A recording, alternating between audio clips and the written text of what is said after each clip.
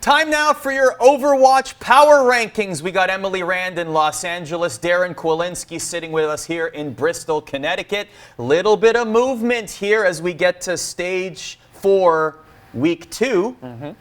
Vancouver Titans. Boy, they've been great this season. And hey, 2-2-2 lock, no problem. They occupy the top spot anyway. Shanghai in 3rd, San Francisco number 2, and we got London and Guangzhou entering the power rankings for the first time this stage. Big jumps. Let's talk about Vancouver. Impressive. They were the GOATs at GOATs. And yet here, after a 2-2-2 lock, Darin, they still find a way to occupy the top 2 spots in our rankings. How have they been able to adapt? I mean, I think what you got to look at is Haskell on Genji. It's a comfort pick for him, and what you really saw was a lot of Genji this weekend, and a lot of Genji doing a lot of damage. I mean, it's easy to look at Florida Mayhem and pick on them, but Haskell on Genji was really, really prominent for me. And I think when you get to do those comfort picks, the heroes that the players are really comfortable on, you're going to see a lot of big plays and a lot of people who are going to excel where we expect them to excel. Emily, Hangzhou took a big drop. They were 4th last week, and now they are 11th. What attributed to that? So I think the big thing with Hangzhou is that they, among all of the Chinese teams, were kind of the one that stuck to GOATs the most previously, where the other 3, I mean, Chengdu was always playing whatever they wanted. And then we saw Guangzhou and Shanghai really already depart from GOATS meta starting in stage 3. Hangzhou were the ones that kind of stuck to it, and now they seem to be really struggling with 2-2-2, which is kind of surprising given the players that they have, but it could just mean that we saw them be a bit slow to improve and kind of become the team that we thought they would throughout the other stages. So it might just take them some time to adapt. And one thing I want to talk about, Emily mentioned Guangzhou, number 5 in our power rankings, that big jump that they had. 12-5, yeah. 12-5, yeah. One thing that I want to mention about them is that their DPS had a really good showing. You had a lot of Mei being played. You had some really good performances on Happy and Widowmaker, which I think they really need, because when you look at the rankings and their stat lines, they're not the best DPS in the league. So if Guangzhou can continue to use that momentum on their DPS line, I think you're going to see a lot of really good things from them. EQO and Carpe really underperformed in the Philadelphia and Guangzhou match, so it was really interesting to see them win those duels there. So Shanghai occupied the top spot last week, deservedly so. They defeated the 3-headed monster in stage 3, but they lost to Vancouver in week 1. So I wonder if Shanghai is still a team to watch in this 2-2-2 meta, and it was simply a loss to Vancouver that dropped them down to 3rd, and do you think they'll still be able to combat that top spot moving forward, Emily? Oh, for sure. I actually really, so when they went up against Vancouver, I think a lot of people were, Shanghai, including us, because we put Shanghai in the top spot after they won stage 3. Shanghai had practiced more with DPS, albeit it was triple DPS compositions, not a 2-2-2 lock.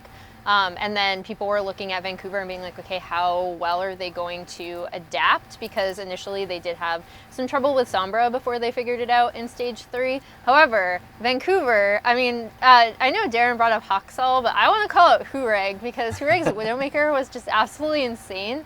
And I think they really had a stronger understanding of what they wanted to do than Shanghai in that first match. Now, the cool thing about Shanghai is that they actually adapted really well for their second match. They made some roster swaps. I know a lot of people were really happy to see Geguri come out and play. We're seeing a lot of these Orisa Hog, so she played Roadhog and then the Diva. We're seeing a lot of these Orisa Hog Mei compositions and kind of like almost like a pseudo bunker, actual bunker if you end up playing Baptiste. And then the other compositions that we're seeing are a lot of like dive compositions around the Genji, like Darin mentioned. So I think the adjustments that Shanghai made from their first to second match just in this week were really smart. And they seem to understand what they needed to do to adjust and adapt moving forward. So I'm actually not worried about Shanghai. Yeah, I mean, I agree. I think the 3-1 scoreline is actually closer than what you kind of realize there were some good back and forths there. I think that Shanghai brought out a good variety of picks between Winston, Doomfist, Lucio Sombra. There was a lot there. They had some varying success with McCree later on, varying to positive success. So I'm really interested to see how they continue to adapt and push the meta from when they did in Stage 3 to also continuing that trend in Stage 4. So we mentioned the three-headed monster from yesterday. Of course, that would be Vancouver, San Francisco, and NYXL. Well, according to these power rankings, things aren't going so well for the New York-based team. They were 5th last week, and they have dropped out of the top 5 3 spots this week. What is attributing to the challenges for NYXL, Emily?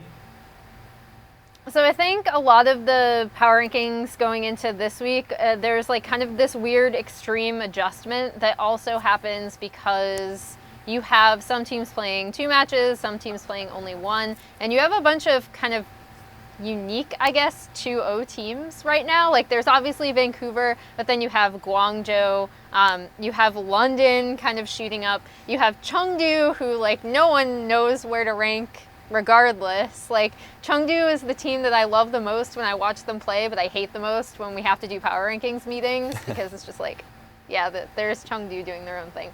I think New York will adapt. They've not had like a truly like rough regular season since last year. Even in some of their shakier games as they were trying to learn the Sombra, I think that they should be able to adjust. This was a team that was remarkably good at dive compositions last year. So I think it'll just take them possibly a bit of time. They weren't the team that I was expecting to have trouble adjusting right off the bat, but they might just need a little bit more time to get used to the new roll lock.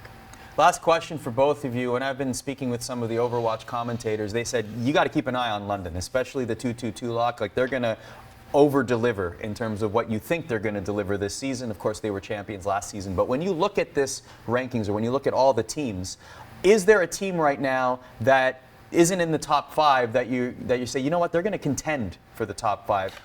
I mean, I think focusing on the top 5 is perfectly fine. I mean, I'm really excited about any team that has a strong DPS duo. So when you talk about London, you got Birdring and Prophet, who was the 2018 Finals MVP. I think whoever can utilize that Mei on the offensive DPS duties and whoever can utilize a Hangzhou or the double sniper comps that we saw a lot of on the offensive duties better, then you're going to start talking about them more. And right now in the top 5, you saw a good mix of that. So I think staying focused on those right there for me is really exciting. I'm London, Spitfire, I love them. I love Prophet, I love Birdring. I just want to see more Tracer. Want to see more Tracer, Emily?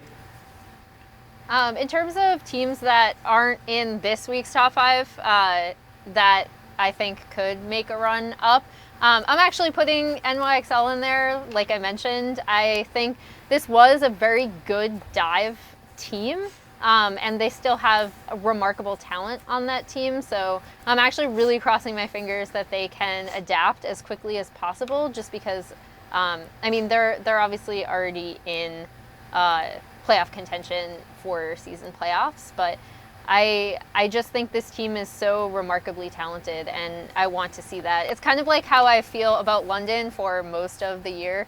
Like this happened last year too when London was struggling, and I was just like, you guys have so much talent, please. And then they came out and kind of stormed through the playoffs with the meta shift. So I'm not surprised to see London doing really well now, but I haven't lost complete hope in NYXL. You know, it's too bad. I have. You've lost complete hope. Ouch. You're like, nope, see you later. I'm on the board of NYXL. You put them even further down. I mean, they're fine at where they are, but I'm just expecting them, if they can't perform in the regular stage, then it just solidifies that they're going to choke in the playoffs for me. Ah, interesting. So much of the same. What if they do really badly in regular stage and then surprise you? Yeah, what if this playoffs? meta That'd be changes nice, things? right? They juxtapose it, who knows? then I guess I'll eat a shoe. Swap it. Well, it's unfortunate that we're out of time. Can't do a deep dive on my beloved Toronto Defiant. Don't know where they are on the list. Didn't look. Doesn't matter. They're 21. I didn't hear that. If you agree or disagree, let us know on Twitter at ESPN_esports. And of course, more coverage, continued coverage at ESPN.com/esports.